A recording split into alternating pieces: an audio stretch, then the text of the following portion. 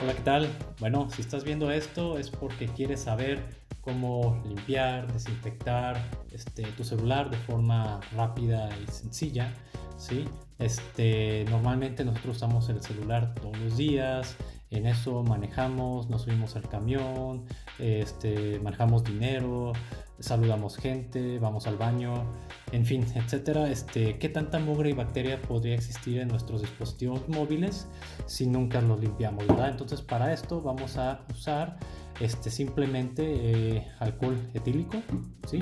Y una almohadilla de pues, lo que viene siendo algodón, ¿sí?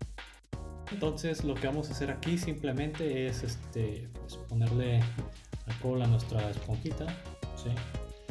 Asegurándonos de que esté un poco húmeda, y vamos a proceder a ponerle aquí alcohol. Si se fijan, mi dispositivo móvil está encendido. Una de las ventajas del alcohol es de que se evapora muy fácilmente, ¿sí? Entonces prácticamente solamente es dar una buena limpiadita, ¿sí? Ahí se va evaporando el alcohol, y si queda muy húmeda pues no te preocupes, agarramos una servilleta, un papel, y pues ya lo secamos, y con eso ya queda súper mega limpio y desinfectado nuestro celular.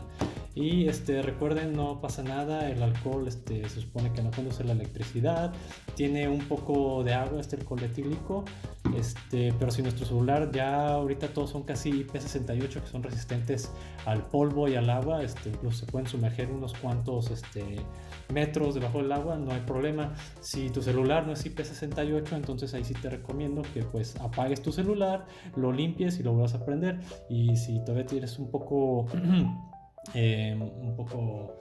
quieras prevenirte, si tu celular no es IP68, pues puedes usar alcohol isopropilítico, que es alcohol más puro y sin nada de agua, ¿no?, en su porcentaje. Espero te haya gustado el video. Deja tus comentarios abajo y si te sirvió esta información, dale like. Apóyame en darle clic en suscribir. Asimismo, te invito a que visites mi canal. Tal vez alguno de mis videos pueda servirte de ayuda. Así que dale like, pregunta, comenta y hasta la próxima.